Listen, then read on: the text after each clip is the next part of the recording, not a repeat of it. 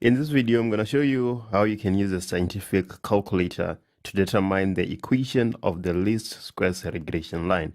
That is, y is equals to a plus bx. Let me brief you in on our problem statement. A mathematics teacher wants to make an unbiased prediction of a grade 11 learner's final marks. She uses the SBA mark and knows the final mark. The results are as follows.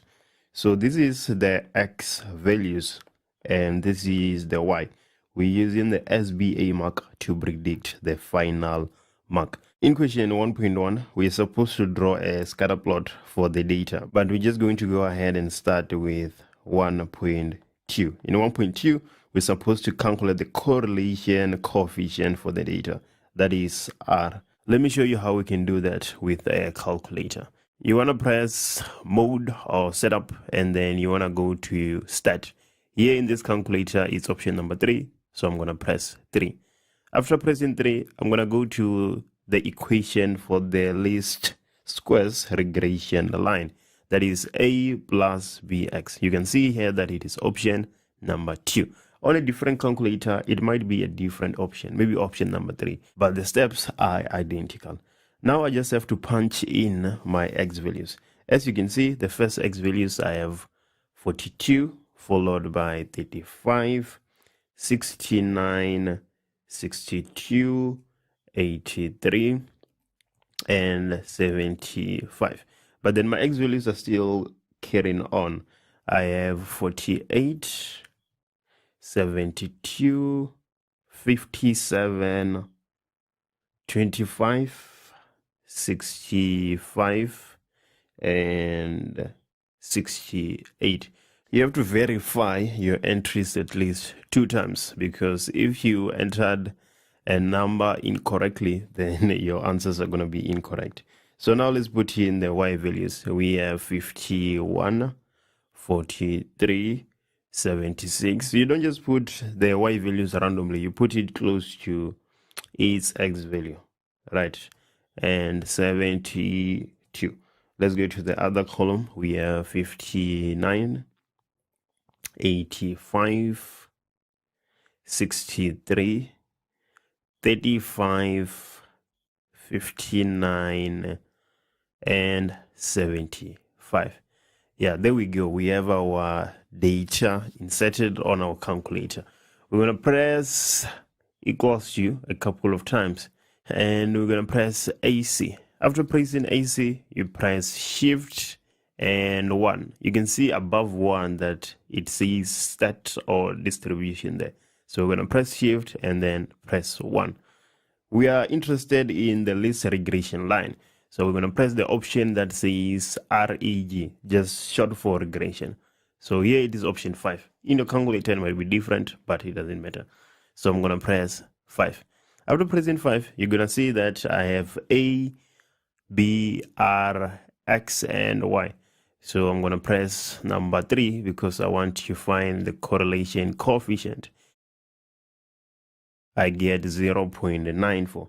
So the value of R is 0.94. And then now I can move to 1.3. The question is saying, is the SBA mark a reliable predictor of the final mark? Provide a reason for your answer. Obviously, it is a reliable predictor of the final mark because we can see that we have a very high correlation of 0.94. Let's move to the next question, 1.4. Determine the equation of the least squares regression line. Like I've said, we have y being equals to a plus bx. So we just need to find the value of a and the value of b using our calculator. So let's go ahead and do that. Again, we're going to press AC, Shift, and 1. We're going to go to number 5, regression.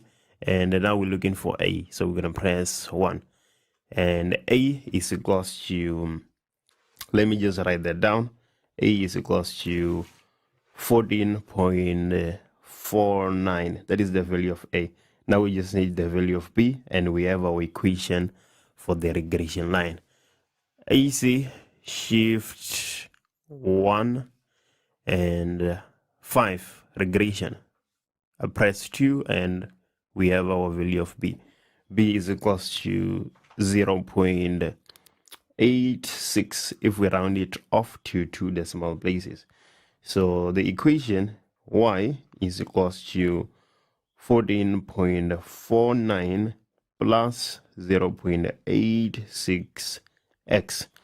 That is the answer to 1.4. Let's look at 1.5. Predict Toby's final mark if his SBA mark was 66%. So we just need to substitute 66 into our equation. We're going to have y being equals to 14.49 plus 0.86 multiplied by 66. Let me just go ahead and do that using my calculator. I'm getting 71.25. So that will most likely be Toby's final mark if his SBA mark is 66%. This set of data has a mean of 7. There's one interesting thing about this data. We have a variable y. Let's look at the first question, 2.1.1. We are given the mean and the question is saying that we must find the value of y. So we can easily say that x bar is equals to the sum of all the data points divided by the number of the data points. So that will give us 3 plus 4 plus 4 plus 4 again plus 6 plus 10 plus 12 plus 12 plus y divided by the number of data points. How many data points do we have? We have 1, 2, 3, 4, 5, 6, 7, 8, 9. So we are dividing by 9. But we know the mean. The mean is 7. So we have 7 being equals to. Now we need to add all those constants, 3 plus 4 plus 4 up until the last term. If we do that, we're going to get 55 plus y divided by 9. We can go ahead and cross multiply. 7 multiplied by 7, that is 49, plus 7, 56, plus 7, 63. So we have 63 being equals to 55 plus y. It will be easy to see now that y is equals to 8. Let's go ahead and do 2.1.2. We're looking for the median of this set of data points. So let me just uncover our data points. In order for us to find the median, we need to arrange our data from the smallest to the highest. So if we do that, we're going to have 3 and then 4, 4, 4. After that, we have 6. We know that y is 8. So y is here between 6 and 10. And then we have 12, 12. The median is the data point in the middle of our data set when we have arranged it from the lowest to the highest. We have 1, 2, 3, 4, 5, 6, 7, 8, 9. Our median should be the 5th term, so that is 6. We can conclude here and say that the median is equals to 6. On the left of 6, we have 4 numbers, and on the right of 6, we have 4 numbers. So 6 is our median. We actually do have a formula for finding the position of the median. We can say that the median is equals to n plus 1 divided by 2. In our case, n is 9. We have 9 terms. So that is 9 plus 1 divided by 2, which is equals to 5. So our median, if we have 9 data points, will be on the 5th position. That is how you can find the position of the median if you have a completely different data set. 2.2.1, 2 additional numbers, 7 minus n, and 7 plus n are added to the data set. Calculate the mean of these 11 numbers. So a lot of people will probably think that this question is difficult, but it is not. These variables are going to cancel each other. We have minus n and plus n. So the fact that there is now another variable shouldn't be worrying. We can say that the mean is equals to. We know fully well that before introducing these 2 additional numbers, the sum was 63. So now we can just simply say that 63 plus 7 minus n plus 7 plus n divided by. Now we no longer have 9 terms, but we have 11. As you can see, minus n and plus n are going to cancel out. So the mean is just equals to 63 plus 7, 70 plus another 7, 77 divided by 11. That is just equals to 7. So our mean is 7. 2.2.2. Determine the standard deviation if the data points that are within one standard deviation of the mean lie in the interval x is between or equals to 11 and 3. This means that x bar plus standard deviation is equals to 11 and x bar minus standard deviation is equals to 3. That is the interval for one standard deviation of the mean. We can break it down like this. If we did say the 2 standard deviation of the mean, then we would just put a constant of 2 here. But then now we're just interested in 1 standard deviation of the mean. So we can use either equation. We're going to get to the same answer. Let's use the second one. So x bar, we know that it is 7. So we have 7 minus the standard deviation being equals to 3. It should be easy to see that the standard deviation is equals to 4. Can we find the equation of line BD if we are given the equation of line AC? Yes, we can. The equation of line AC is given by minus 1 divided by 2x plus 2. AC is perpendicular BD. That should tell us that the gradient of AC multiplied by the gradient of BD is equals to minus 1. So the gradient of BD will be equals to minus 1 divided by the gradient of AC. From the equation, we know that the gradient of AC is minus 1 divided by 2. So we divide in minus 1 by minus 1 divided by 2. The gradient of BD will be equals to 2. So now we know that for BD, y is equals to mx plus c, but the gradient is 2. So we have 2x plus c. All we need to do is substitute a point on our line BD and find the value of c. Just like that, we're going to have the equation of BD. We are given the coordinates of B, so let's go ahead and substitute that into our equation. We're going to have minus 7 being equals to 2 multiplied by minus 2 plus c. Minus 3 is equals to c.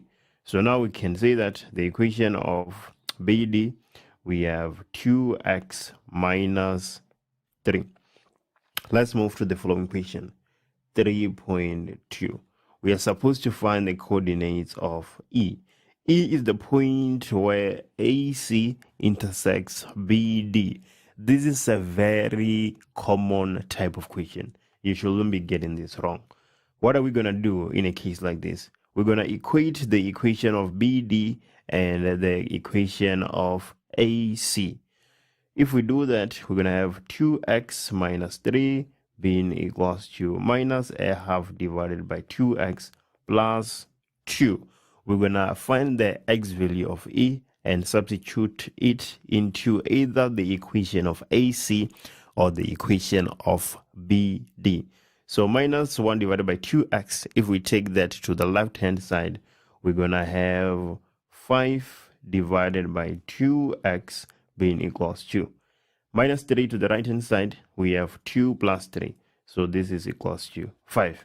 So x is equals to 5 multiplied by 2 divided by 5. X is equals to 2.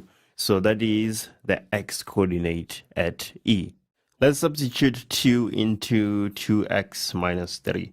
If we do that, we're going to have y being equals to 2 multiplied by 2 minus 3. This is just equals to 1. So the coordinates of E, we have x being equals to 2 and y being equals to 1. That is 3.2. Let's do 3.3. If the ratio CE is to EA is equals to 1 is to 3, determine the coordinates of A. That is not too difficult. Let's see what we can do. So E is to C and A is to E. We have 1:3. So let's play around with these numbers. The coordinates of E, we have 2 and 1. We want to find the coordinates of A. X of C is 4 and X of E is how much? It is 2. What will be X of A? From X of C to X of E, we moved 2 units to the left. Our ratio is 1:3. If we move 2 units to the left, then from X of E to X of A, we need to move 2 units to the left multiplied by 3. So we have 2 minus 6, which is minus 4. So that is how we can find the X value of A. And then now let's do the same for the Y values. The Y value of C is 0. What is the Y value of E?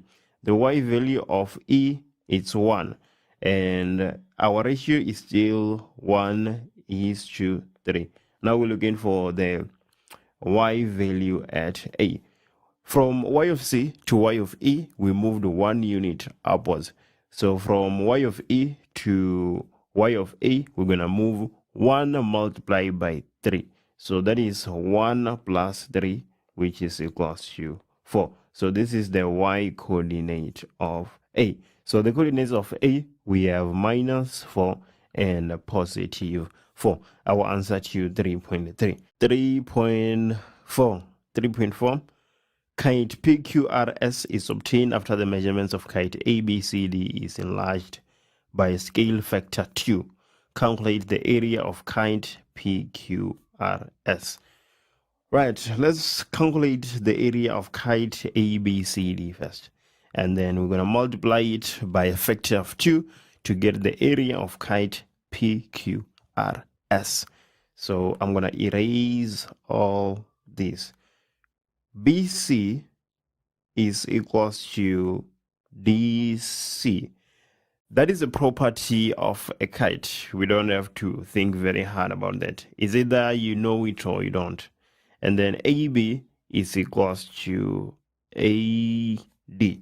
So what we can do, we can calculate the area of one triangle. After calculating the area of one triangle, we just multiply it by 2 to get the area of ABCD, because these two triangles ABC and ADC are equals to each other. The area of triangle ABC will be equals to half base. Our base is AC multiplied by our height, which is BE. We need to calculate the length of AC and the length of BE. What is the length of AC? AC will be equals to the square root of y2 minus y1 squared plus x2 minus x1 squared. Let's take our point A as our second point. Let's not forget, here we have coordinates minus 4 and 4. So x2 will be minus 4 and x1 will be 4. So we're going to have minus 4 squared plus y2. y2 is going to be 4 and y1 is 0. AC is equals to 4 square root of 5. Now let's calculate BE. BE will be equals to the square root of, we're looking at BE. Let's take E as our second point. So the coordinates of E, we have 2 and 1. Let's not forget. So y2 is 1 minus y1, which is minus 7. So we have plus 7 squared. Plus x2. x2 is 2 minus x1 minus 2. So we have 2 plus 2 squared. If you put that in your calculator, you're going to get 4 square root of 5. So the area of our triangle ABC is equals to a half multiplied by 4 square root of 5, square root of 5, not square root of 2, multiplied by 4 square root of 5. So now it's just a matter of putting that in your calculator, and we are getting 40. So the area of our kite A, B, C, D will be equals to 40 multiplied by 2, which is 80. And now the area of our kite PQRS will be equals to 80 multiplied by 4 and not 2. This is equals to 320 units squared. Determine the numerical value of m. We are given n, the center of the circle, and that's where we have our variable m. Another information that we're given is the coordinates of r and s, together with the radius of our circle. It is said to be 17 units. So we can go ahead and try setting up an equation for our circle in the form x minus a squared plus y minus b squared being equals to r squared. So we're going to have x minus the x value of our center, which is 2. So we have x minus 2 squared plus y minus the y value at the center of our circle, that is m. We square that, and this is equals to the radius squared. The radius is 17 units, so we're going to have 17 units squared. As you can see, if we substitute a point on our circle, then we're going to easily find the value of m, because we're going to have a value of x and its corresponding y value. The only variable that we're going to have is m. So we can either substitute the coordinates of r or the coordinates of s and get the value of m. The coordinates of r, minus 13 and 5. If we go ahead and substitute that, we're going to have minus 13 minus 2 squared plus 5 minus m squared being equals to 17 squared. Minus 13 minus 2, that is minus 15 squared, plus 5 minus m squared. 5 times 5 is 25.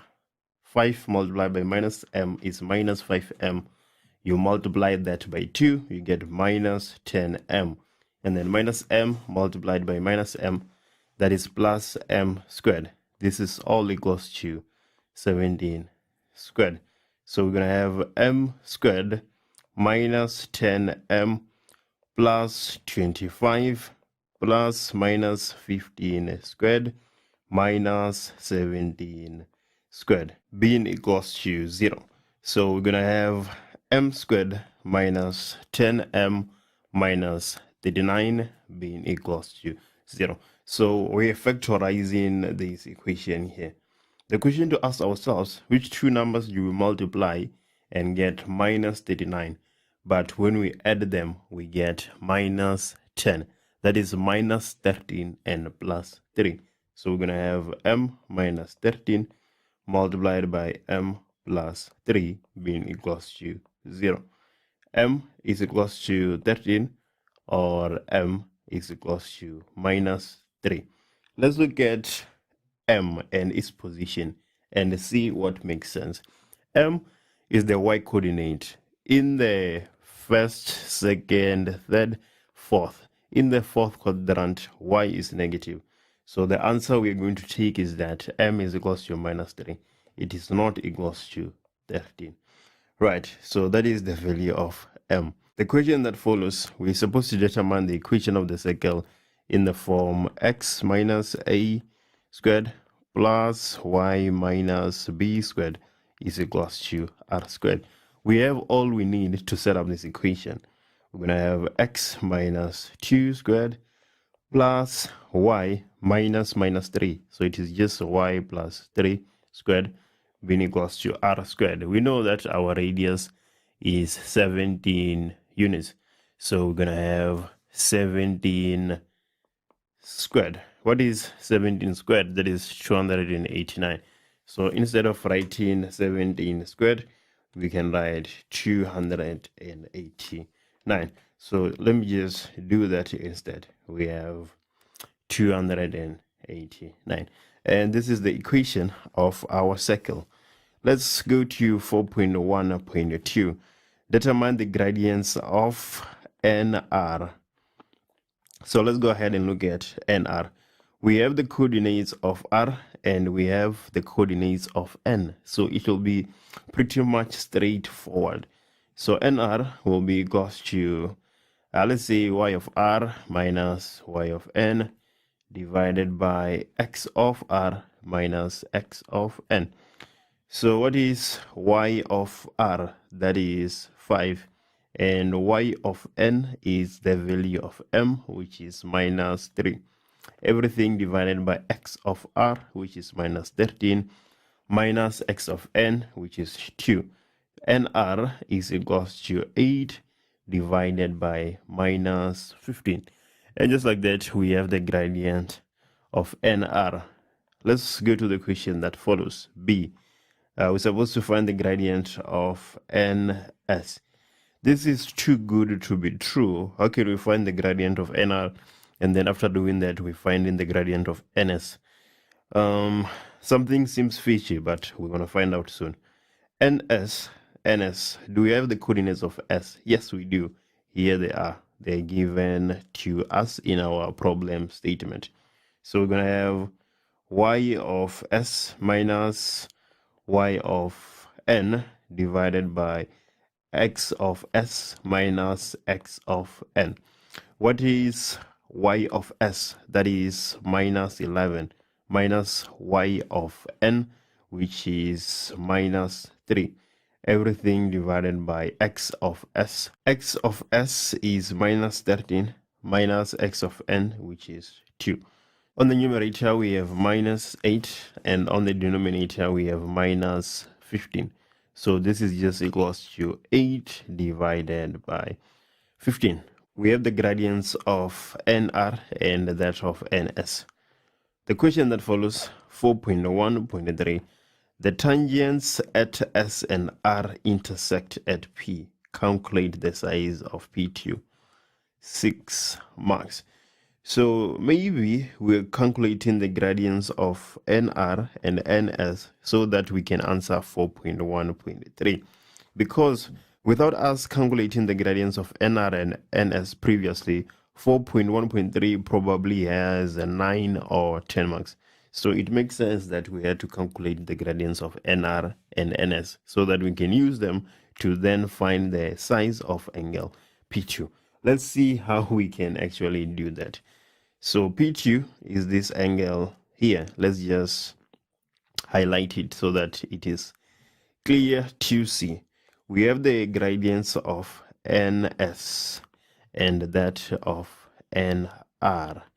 PS and PR are tangents, and the tangents are perpendicular to the radius. So if we have the gradients of NR and NS, we have the gradients of PS and PR. If we have the gradient of PR, we can find the inclination. Let's call that inclination K. So we have this angle here. Well, not of yet, but we know fully well that it is quite easy to find the size of that angle. And then we have the gradient of line PS. So it will also be easy to find the size of this angle, the inclination. Let's call it Q. But if the inclination of PR is K, then this angle right here should also be equals to K, a vertically opposite angle. So we can say that Q is equals to K plus P1. An exterior angle of a triangle is equals to the sum of the interior opposite.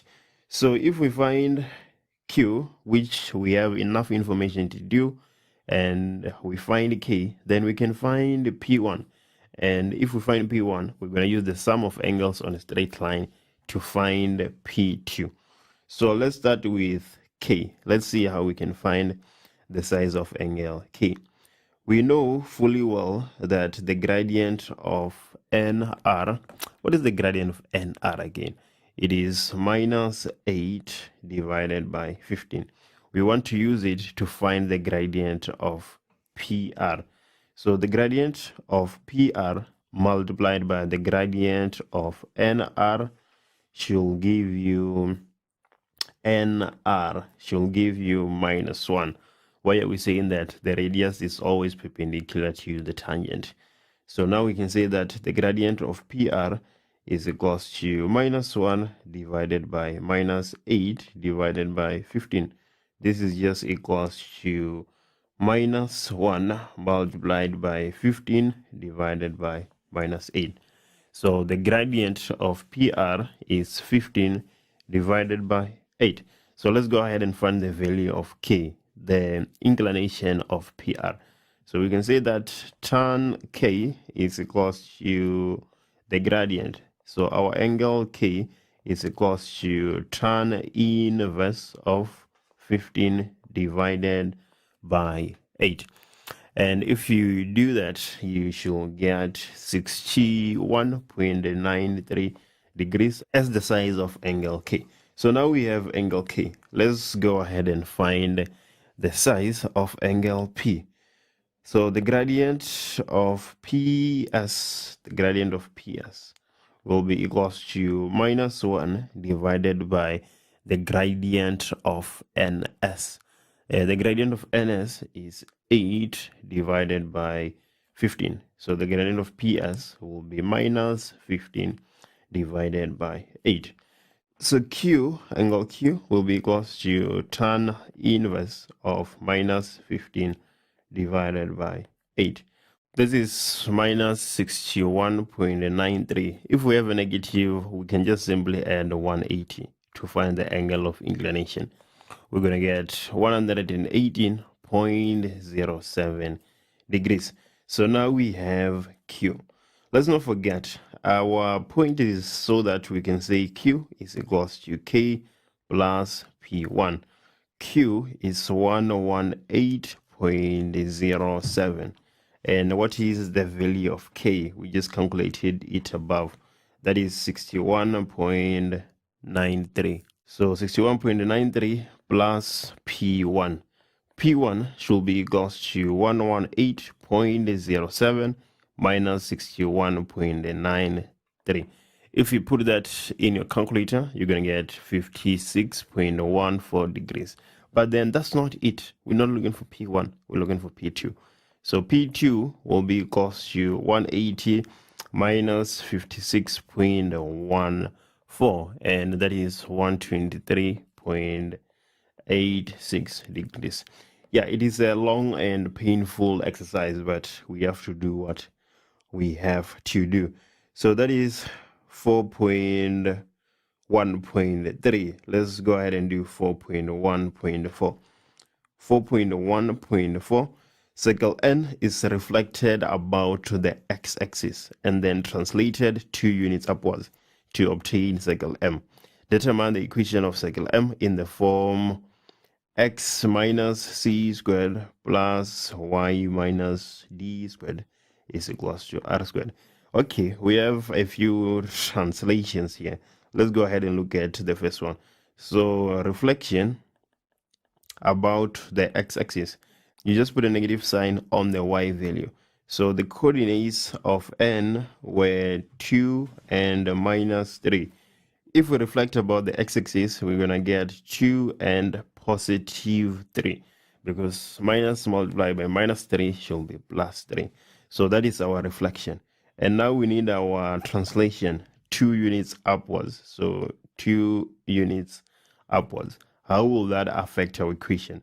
Now we have 2 and 3. We need to move 2 units upwards. From +3, if we move 2 units upwards, then we're going to have 2 and 5. If we moved 2 units upwards before the reflection about the x-axis, we were going to have 2 minus 1. But we're reflecting about the x-axis first before our translation. Hence, we have 2 and 5 as the coordinates of our center. Now let's just conclude by setting up our equation. We have x minus 2 squared plus y minus 5 squared being equals to r squared. Nothing was said about the radius, so I'm assuming it's still the same, 289. 4.1.4. Let's move to 4.2. An infinite number of circles, each touching the next, are drawn between O and C. Let's just go ahead and highlight that. We have O at our center and C there. And then the centers of all the circles lie on the negative x-axis. The radius of the largest circle centered at A is 4 units. And the radius of each circle thereafter is halved. B is a point on the largest circle. 4.2.1 show that OC is equals to 16 units. We're supposed to show that OC is equals to 16 units. The first circle has a radius of 4 and a diameter of 8. And then the next circle will have a radius of 2 and a diameter of 4. And then we're going to have plus 2, plus 1, so on and so on until we reach infinity. So what I'm realizing here is that our first term is 8 and our ratio is 1 divided by 2 because the radiuses of our circle are getting halved. So if we have infinity circles between O and C, then we can simply say that the sum to infinity is equals to A divided by 1 minus R. A being the diameter of the first circle, that is 8, and we divide that by 1 minus the ratio. The radiuses are getting halved, so we have 1 divided by 2, and this is equals to 16. So indeed, the value of OC is 16 units. Let's move ahead and do 4.2.2. If BC is a tangent to circle A at B, write down the size of angle ABC, providing a reason for your answer. If BC, let's just join BC so that we can have a bit of clarity. So yeah, we need BC. Let's go ahead and just join those 2 points. BC is a tangent, AB is a radius. We know that the radius is perpendicular to the tangent. So that is to say that the size of angle ABC is 90 degrees because the tangent is perpendicular the radius. 4.2.3, hence determine tan of angle C. So we're looking for tan of this angle right here. Well, now we have a right angle triangle. This angle here is 90. So AC is our hypotenuse. Tan of theta is equals to the opposite divided by the adjacent. So the opposite is AB. So what is AB? AB is equals to 4 units.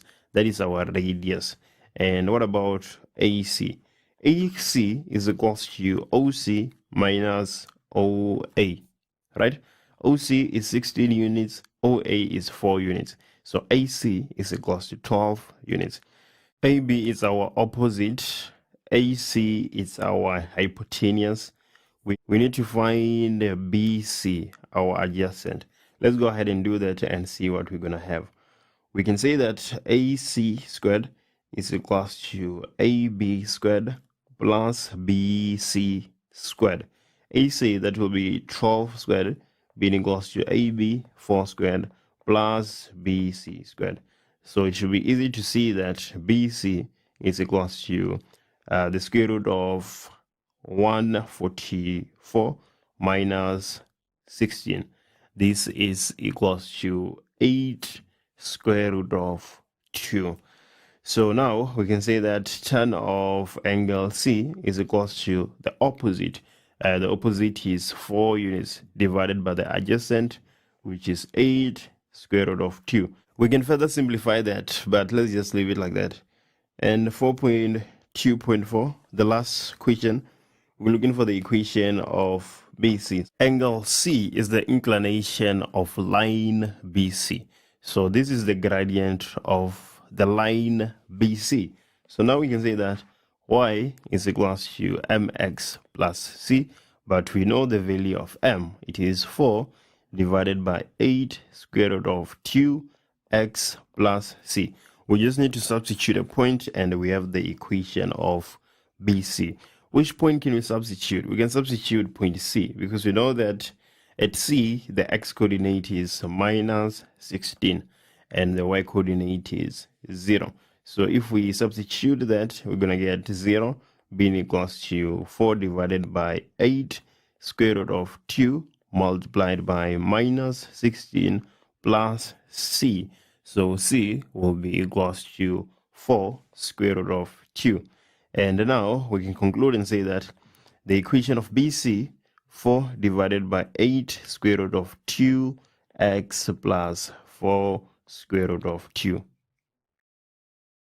Tan of theta is equals to the opposite divided by the adjacent, where most of the time the opposite is y and the adjacent is x.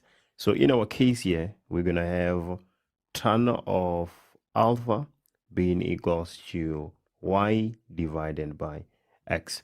What is the value of y? Let's look at tan of alpha. We can see that the y value is 4 and the x value is 3. So we're going to have 4 divided by 3 as tan of alpha. Let's move to the equation that follows. 5.1.2.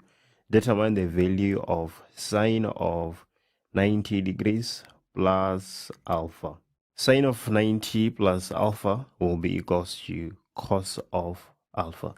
Now we just need to figure out what cos of alpha is equals to. Cos of theta is equals to the adjacent divided by the hypotenuse. The adjacent usually being x and the hypotenuse is obviously r.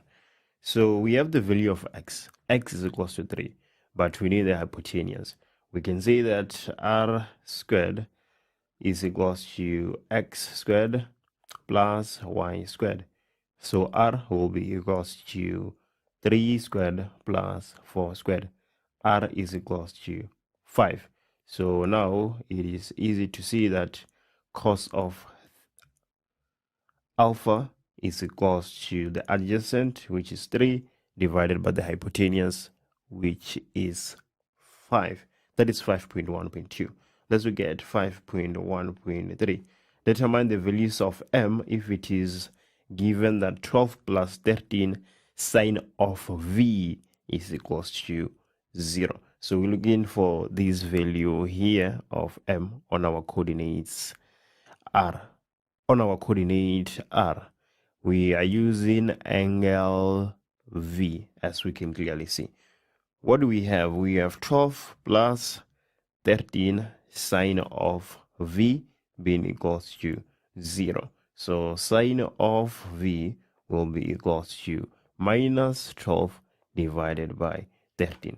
But we know that sine is equals to the opposite divided by the hypotenuse. The opposite is usually y and the hypotenuse is r, obviously. From our coordinate r, we have the y value, which is minus 12, and we have the hypotenuse, which is 13. We are looking for m. So we can set up our equation in the following way. R squared is equals to x squared plus y squared. Like for us, we have r. So we're going to have 13 squared being equals to m squared plus y squared. That is minus 12 squared. We're going to have m squared being equals to 13 squared minus 12 squared. M squared is equals to 25. So it's either m is equals to 5 or m is equals to minus 5. What makes sense between the two values? X is negative in the third quadrant. So m cannot be equals to 5. M is equals to minus 5. So that is 5.1.3. Let's do 5.1.4. Determine the value of cos of alpha plus b. This is a compound angle. We can expand this in the following way. Cos of alpha multiplied by cos of v minus sine of alpha multiplied by sine of v.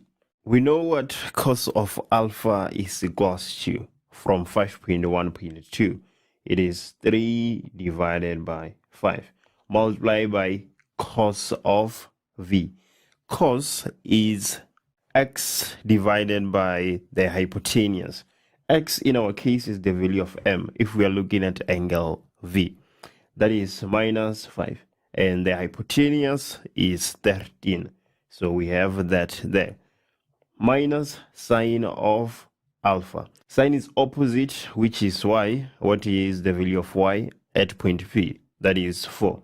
Divided by our hypotenuse, which is 5. Multiplied by sine of v. The value of y at r, that is minus 12.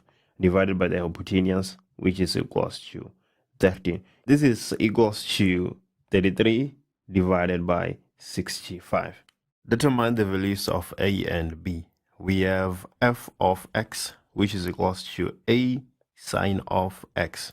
And we have g of x, which is equals to cos bx. So we're looking for the value of a. How can we simply determine the value of a? We can look at the highest point of our graph, f of x, because that is what a determines. It controls that highest value, the amplitude. So here in our graph, it is easy to see that the highest point that f reaches, f of x, is 2. So we can say that a is equals to 2.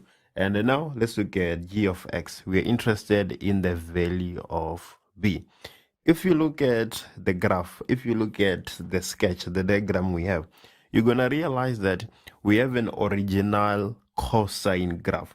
This graph, g of x, it is just equals to cos of x. There's no alterations whatsoever. So the value of b in g of x should be equals to 1, because that is just the shape of cos of x.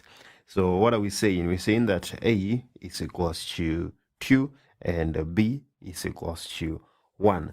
That is 6.1. Let's look at 6.2 and 6.2.1. Consider the interval x is an element of 0 to 180.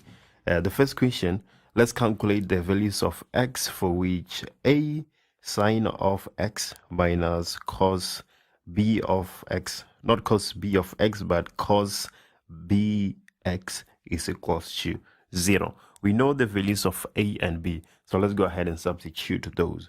We're going to have 2 sine of x minus cos x being equals to 0. Let's take cos x to the right hand side. If we do that, we're going to have 2 sine of x being equals to cos of x. Well, if we say sine of x divided by cos of x, then we're going to have tan of x. So let's divide both sides by cos of x. If we do that, we're going to have 2 sine of x divided by cos of x being equals to 1. Cos of x divided by cos of x is 1. But instead of having sine of x divided by cos of x, we can write that as tan of x. This is equals to 1. You can see here that we're going somewhere. Tan of x will be equals to 1 divided by 2. So we can say that x is equals to tan inverse of 1 divided by 2. The value of x is 26.57. And just like that, we've answered 6.2.1. Just a bit of algebraic manipulation. 6.2.2. For which values of x will g of x multiplied by the gradient of f of x be greater or equals to 0? Let's go ahead to our sketch and do some sort of constructions.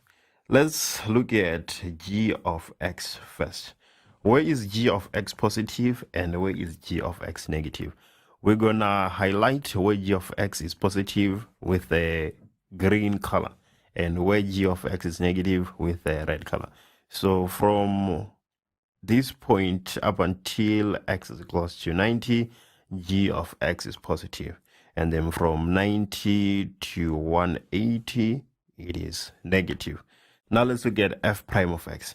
F prime of x, That is the gradient. When is the gradient of f of x positive and where is the gradient of f of x negative? The gradient of f of x is positive when the graph is sloping up. The gradient is just the slope, and it is negative when the graph is sloping down. When is our gradient sloping up?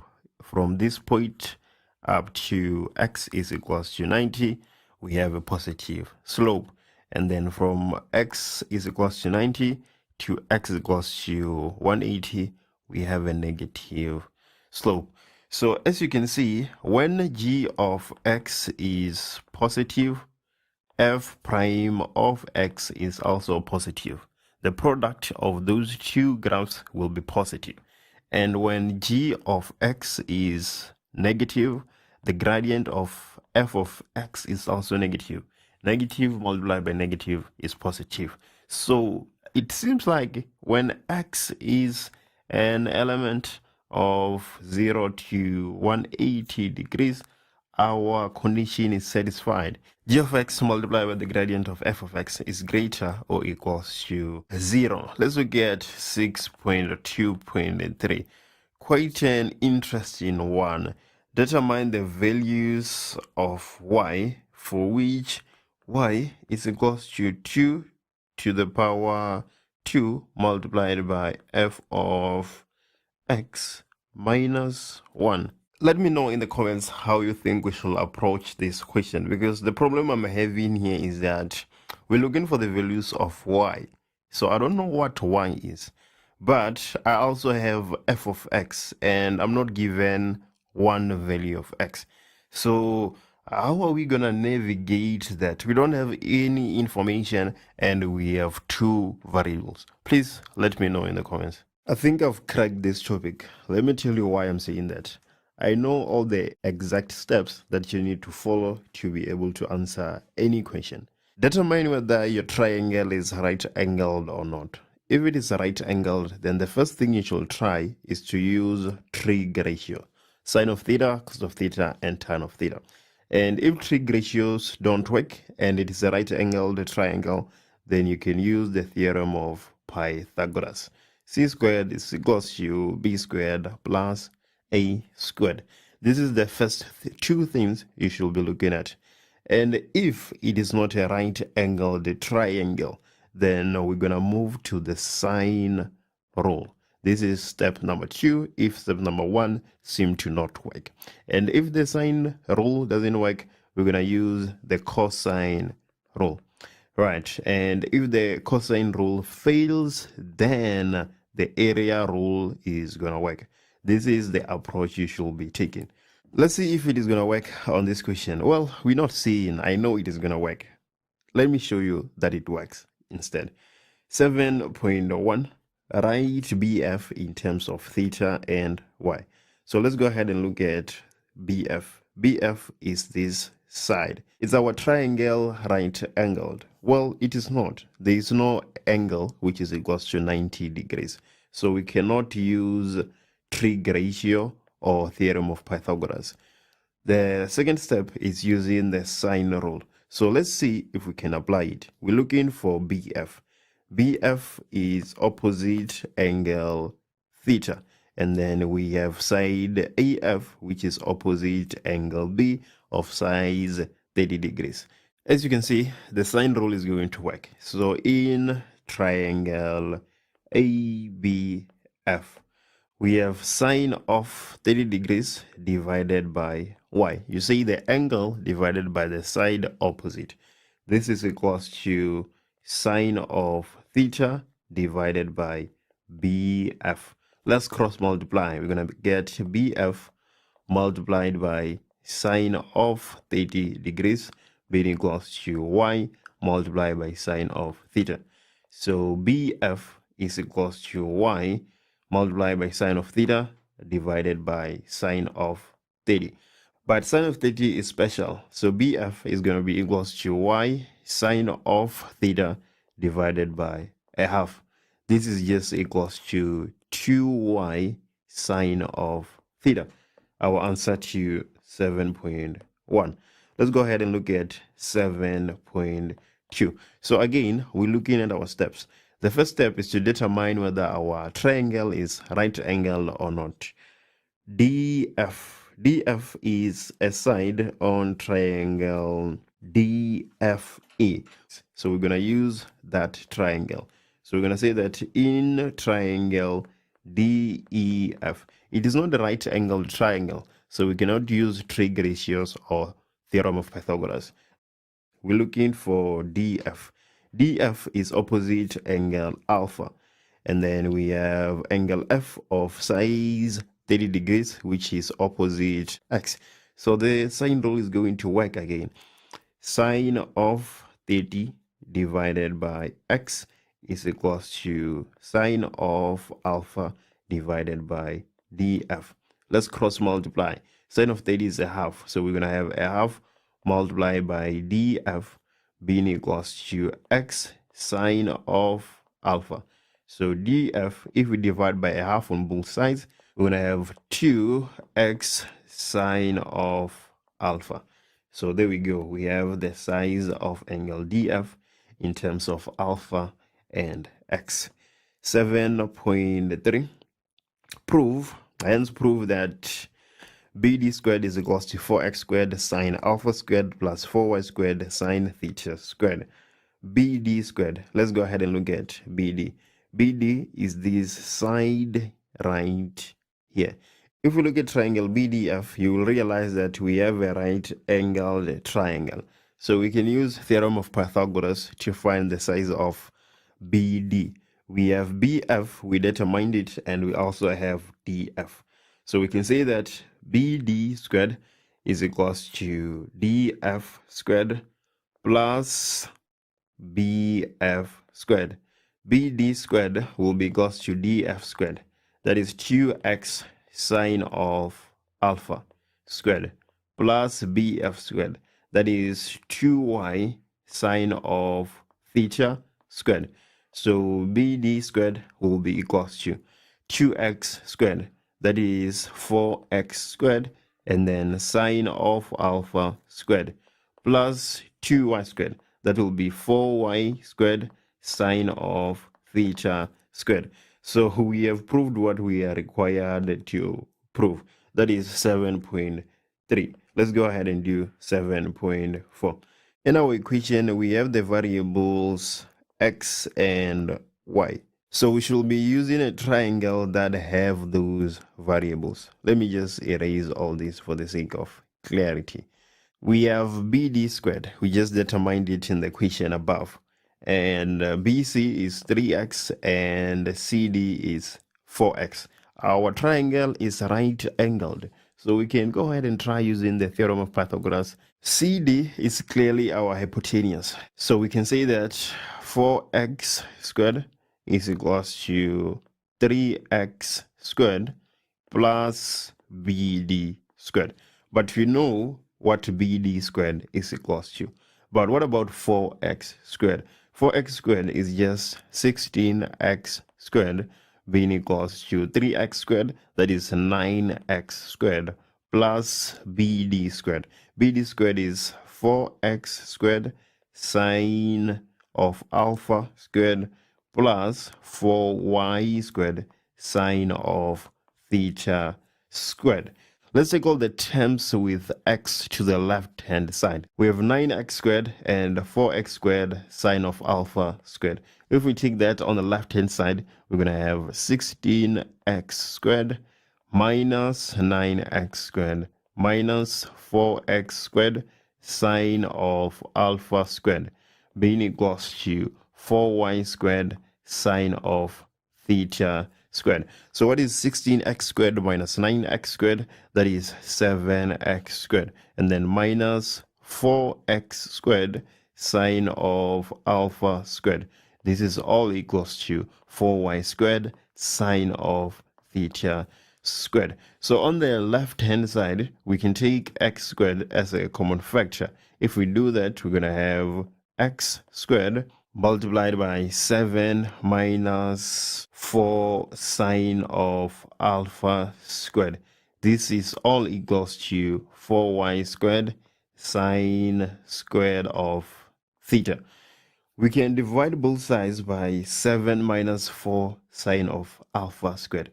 If we do that, we're going to have x squared being equals to 4y squared sine of theta squared, everything divided by 7 minus 4 sine of alpha squared.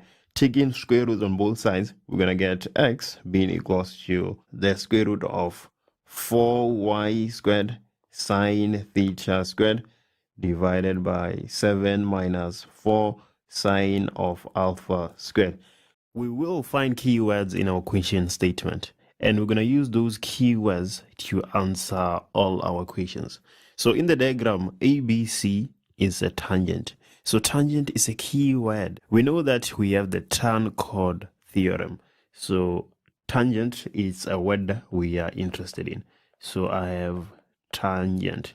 And then it goes on to say that F, E, and D are points on the circle. EF is equals to BF. Let's write that down. EF is equals to BF. I think that's all. Let's see if we can use these keywords to answer our questions. 8.1. Determine with reasons the size of the following angles. We have angle E1. Angle E1 is right here. Let's see if we can use the first keyword to determine the size of angle E1. The first keyword is tangent. So I'm thinking tan chord theorem. Well, my tangent is ABC. And between ABC and line FB, that chord, there's an angle of 32 degrees. That angle should be equal to the angle subtended by that chord at the circumference of the circle. So now we can say that E1 is equal to angle ABF. Why are we saying that? This is the tan chord theorem. Angle F given reasons. So let's go ahead and highlight angle F. We have said that angle E1 is equal to 32 degrees. But I want you to realize something. Our second keyword, EF is equal to BF. Angles opposite equal signs. So E1 is equal to B1 because those two angles are opposite equal signs. So they should be equals to each other. So if E1 is 32 and B1 is 32, it will be easy to find the size of angle F using the sum of angles on a triangle. So we're going to have 2E1 plus angle F being equals to 180 degrees. This is the sum of angles on a triangle. So angle F is equals to 180 minus 2 multiplied by 32. 2 multiplied by 32, that is 64. So we have 180 minus 64, which is 116 degrees. So that is the size of angle F. And then after angle F, we are now looking for angle D. Angle D is right here, far away from all the other angles. Looking at E, F, B, D, that is a cyclic quadrilateral. F plus D, angle F plus angle D should be equals to 180 degrees. This is because the opposite angles of a cyclic quad are supplementary. So D is 180 minus 116. We know that this is equals to 64 degrees. So we have the size of angle D. Let's see what else we need to find. We need to find the size of angle O1. So O1, it is at the center of the circle. Well, without thinking too much, the angle at the center of the circle is twice the angle on the same arc that is on the circumference of the circle. So that is our angle D. So what are we saying? We're saying that O1 is equals to 2 times angle D. Angle at center is 2 times the angle at the circumference. They have to be in the same arc or subtended by the same chord. So O1 is 2 multiplied by 64, 120, and 128. So O1 is 128 degrees. The last question, we are looking for E2. So right, let's go ahead and see what we have for E2.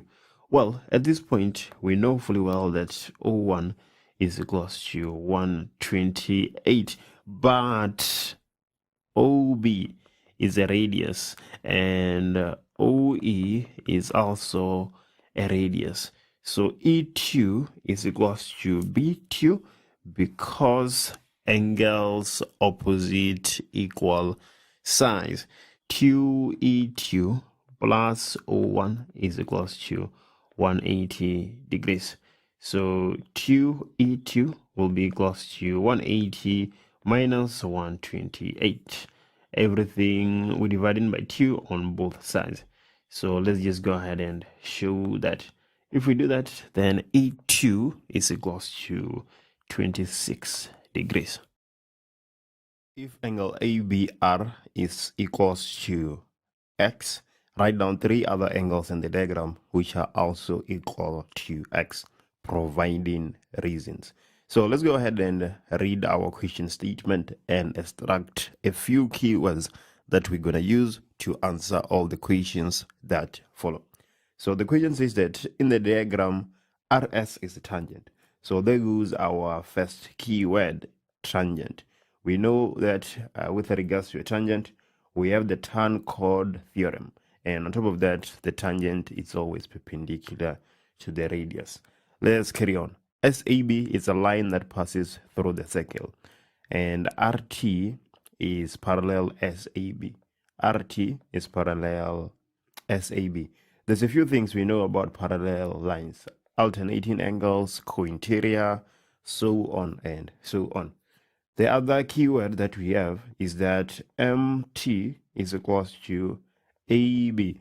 That can come in handy because equal cos subtend the equal angles at the circumference of the circle. So let's go ahead and answer our questions. 9.2.1.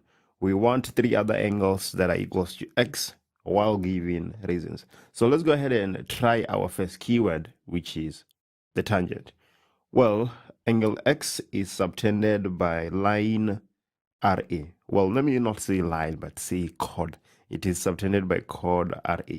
But then, between chord RA and our tangent RS, there's an angle R1. We have the tan chord theorem right there. So we can say that R1 is equals to x because of the tan chord theorem. So we've used our first keyword to find an angle that is equals to x. Let's see if we can use the second keyword to find an angle that is equals to x. So the second keyword, RT, is parallel SAB. So where is RT? Let's go ahead and look for that. We have RT right here and is parallel SAB. So this line. If these two lines are parallel, then angle x should be equals to angle R3, alternating angles. So R3 is equals to x because they are alternating angles. So we have used the first 2 keywords. Let's see if we can use the third one. Well, neither MT or AB is subtending angle x. So I don't think we can use that. Let's go to our diagram now and see what we can come up with. Well, you should realize that the chord RA is subtending x, but at the same time, it is subtending M1. So x and M1 should be equal to each other. So now we can say that M1 is equals to x. And why are we saying that? Angles in the same segment. They are angles in the same segment. So there we go. We have 3 angles that are equals to x. So let's go ahead and answer the following question. But before we do that, let's put x in place of R1, R3, and M1 because we are saying that those angles are equals to x. It will help us when we answer other questions. So here at R1, we have x. At R3, we have x. And at M1, we have x. Right, now we can carry on and answer our questions. 9.2.2. If angle ARB is equals to y, this angle right here, provide a reason why MRT is equals to 1. Why angle MRT is equals to 1. Which angle is MRT? This angle here. Apparently, they are equals to each other. What I'm realizing is that angle R2, or our angle Y, is subtended by AB, and angle R4 is subtended by MT. But we know that MT and AB are equals to each other. That is our third keyword. And equal chords subtend equal angles at the circumference of the circle. So that is the reason we are supposed to give. Equal chords will subtend equal angles at the circumference of the circle. So instead of having R4, let's replace it with Y, because now we know that it is actually equals to Y. So we have Y here. Here we also have Y, and here we have X. 9.2.3. Write A1 in terms of X and Y. What is A1? A1 is this angle here. It should be easy to see that A1 should be equals to X plus Y. An exterior angle of a triangle is equals to the sum of the opposite interior. Right, angle A1 is an exterior angle of triangle ABR. It is an exterior angle of that triangle. So it is equals to X plus Y. Yeah, that one is quite easy to see. Oh, this was A, and now we at B. B is saying that we must write N1 in terms of X and Y. N1, we have the same reasons as A1. It is an exterior angle of a triangle. In this case, it is an exterior angle of triangle NMR. So N1 is also equals to X plus Y.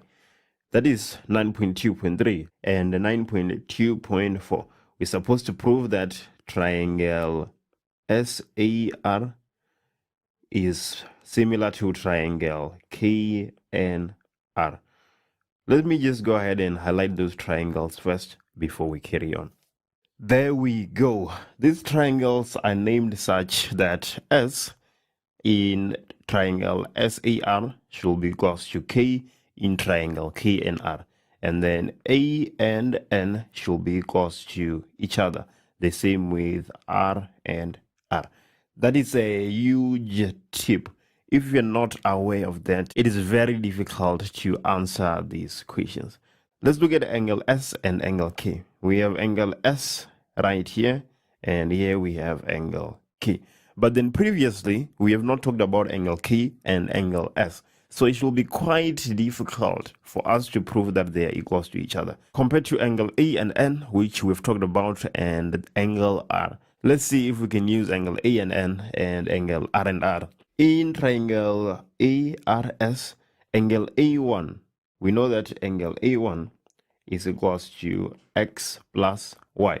And then in triangle KNR, we know that angle N1 is also equals to X plus Y. That's what we figured out in 9.2.3.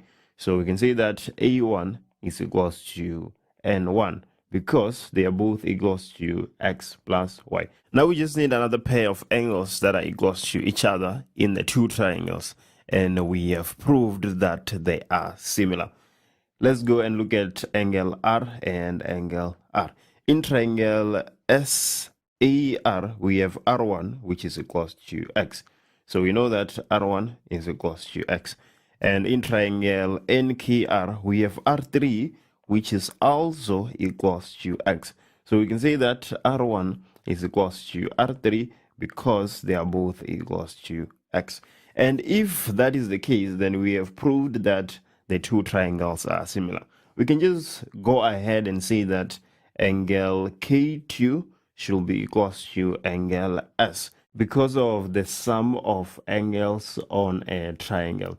Triangle SAR is indeed similar to triangle KNR. Angle, angle, angle. All three angles are equals to each other in those two triangles. The last question, 9.2.5. Let's hear the stories. Prove with reasons that SAKR is a cyclic quadrilateral. SAKR. So let's just go ahead and look at SAKR. SAKR. K2 is equals to angle S, as you can see right here. This is because triangle SAR is similar to triangle KNR. So SAKR will be a cyclic quad because the exterior angle is equal to the interior opposite. Prove that P1 is equal to A1 plus B1. That is the first question. 10.1. If you're wondering why I didn't include the question statement, it is because there is absolutely no keyword. But we can come up with a few. You should be able to realize that PQCB is a cyclic quad on the smaller circle, and BRAC is a cyclic quad on the bigger circle. So let's go ahead and see how we can get to P1 being equals to A1 plus B1. But let's stick to the basics here. We have P1 as an exterior angle of triangle ARP. So we can say that P1 is equals to A1 plus R2 because P1 is an exterior angle of that triangle. It is equals to the sum of the two opposite interior. But we can also say that P1 is equals to angle C. Why are we saying that P1 is equals to angle C? An exterior angle of a cyclic quad is equals to the opposite interior. So P1 is equals to angle C. So we need to prove that A1 plus B1 is equals to A1 plus R2.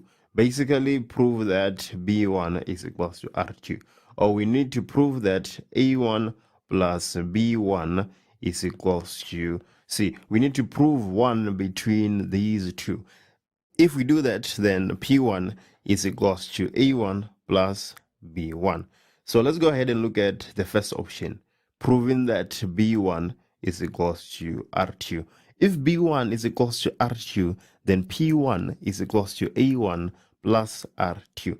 So let's go ahead and look at that. We have B1 here, as I've indicated, and where is R2? We have R2 right here. Right, if you take some time and try figuring out if you can see that R2 is equals to B1, you're going to realize that it is a quite difficult exercise. I couldn't prove that. That is why I moved to option 2. A1 plus B1 is equals to angle C. Let's see how that comes about. So in triangle ARB, take your attention to triangle ARB. You will realize that A1 plus B1 plus angle ARB is equals to 180 degrees. This is just the sum of angles on a triangle. Then angle ARB will be equals to 180 minus A1 minus B1. That is the size of angle ARB. It is 180 minus A1 minus B1. But this angle ARB, this entire angle ARB, if we add it to angle C, we must get 180 degrees. The opposite angles of a cyclic quad are supplementary. So angle ARB is equals to 180 degrees minus angle C. Clearly, if those two statements are true, then A1 plus B1 should be equals to angle C. So A1 plus B1, they're equals to angle C. So we can conclude and say that P1 is equals to angle A1 plus angle B1. Why are we saying that they both equals to angle C? That is 10.1.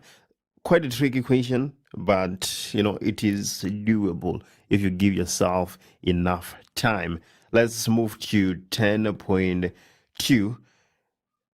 We're supposed to prove that AR squared is equals to AP multiplied by AB. Well, usually when we have a question like this, we need to prove similarity. Well, we have side AR, AP, and AB. Let's see if we can find the two triangles that have only those sides. Right, let's just erase all this so we can have a bit of clarity. We have side AR right here, and we have AP. Wait, side AP? Side AP is right here. And then if we join R and P, we have a triangle. And then another side we have is AB. So it seems like we are also interested in this triangle. We have to state that we're interested in triangle ARP and triangle ABR. Right, so in those two triangles, angle A1 is equals to angle A1.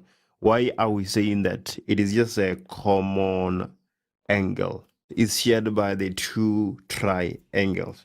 In 10.1, this is how we started. We said that P1 is equals to A1 plus R2.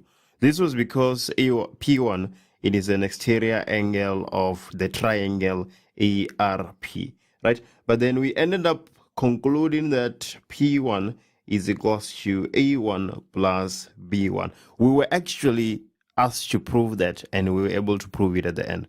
If P1 is equals to A1 plus R2 and P1 is equals to A1 plus B1, then that tells us that R2 is equals to B1. We can clearly see that R2 is equals to B1. R2 is equals to B1, and angle A is common. Now we can say that angle P4 is equals to angle R2 plus R1. If those pairs of angles are equals to each other, then P4 should be equals to R2 plus R1 because of the sum of angles on a triangle. And just like that, we can conclude and say that triangle ARP is similar to triangle ABR. Angle, angle, angle. AR divided by AB is equals to AP divided by AR. This is because triangle ARP is similar to triangle ABR. If we cross multiply, you're going to get AR squared being equals to AB multiplied by AP.